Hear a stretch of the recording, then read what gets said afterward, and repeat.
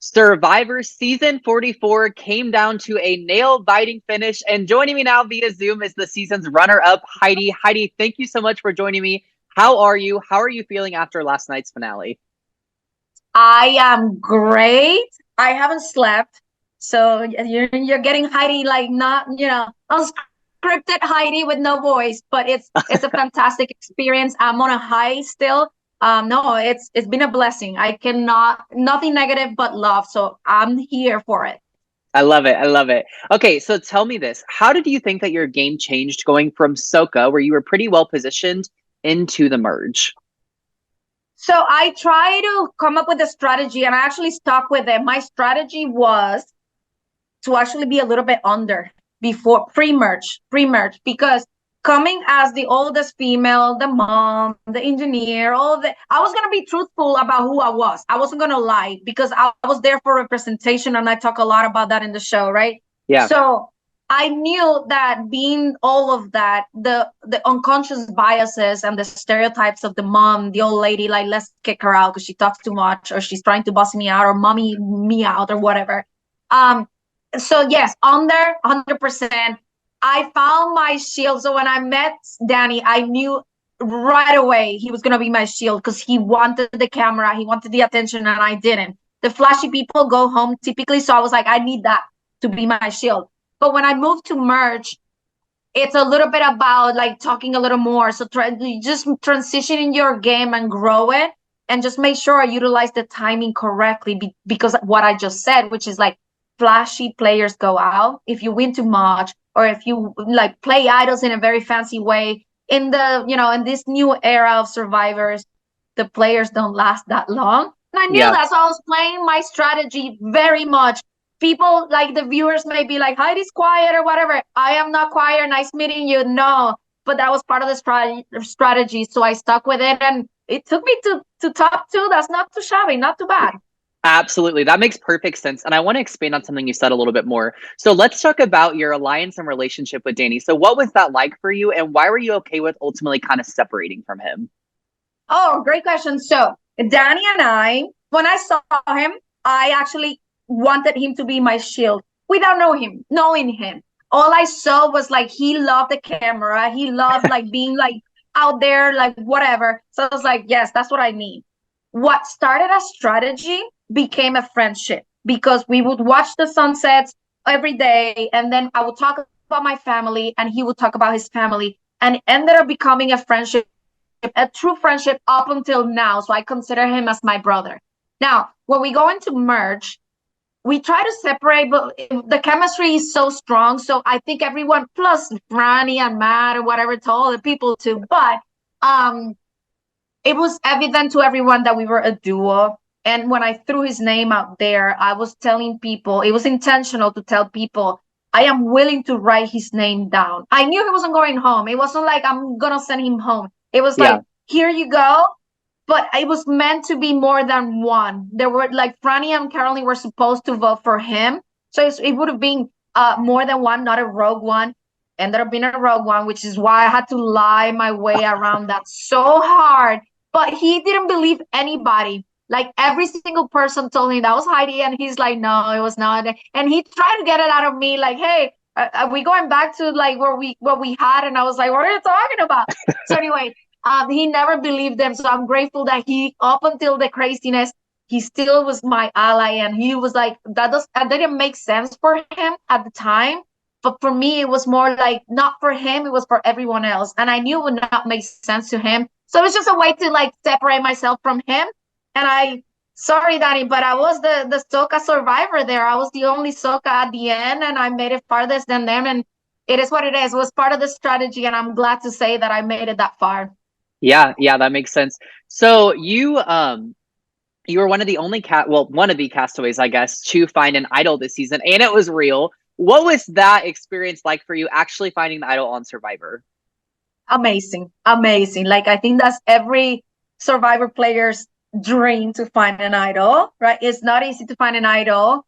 um I like to talk about it in bucket list because I got on Survivor because of my personal bucket list, but we all have Survivor bucket list. So like finding an idol, such an epic one. And when I Yeah. got it, I was like, let's go, yes.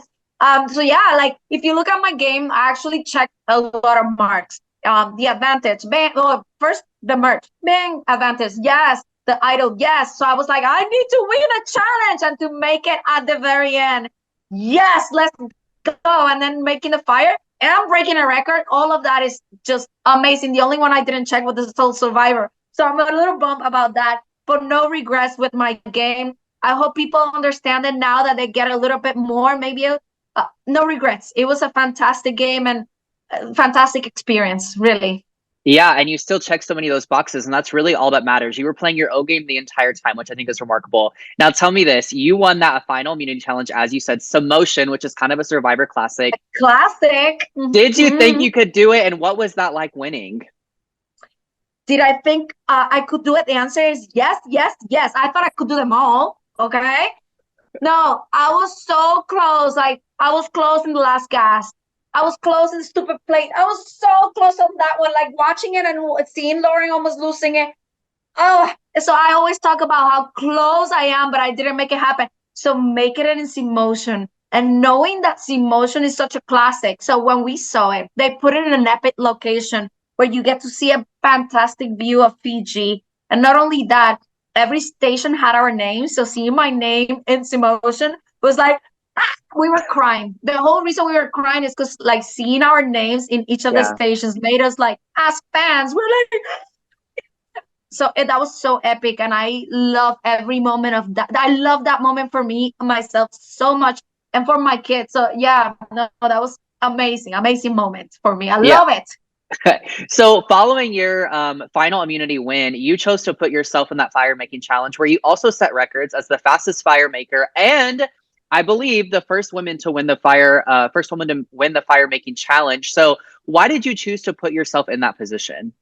I think other people didn't Mama C win, maybe. I don't know. But no matter what, it's been the fastest, 44 seasons, and I freaking take that.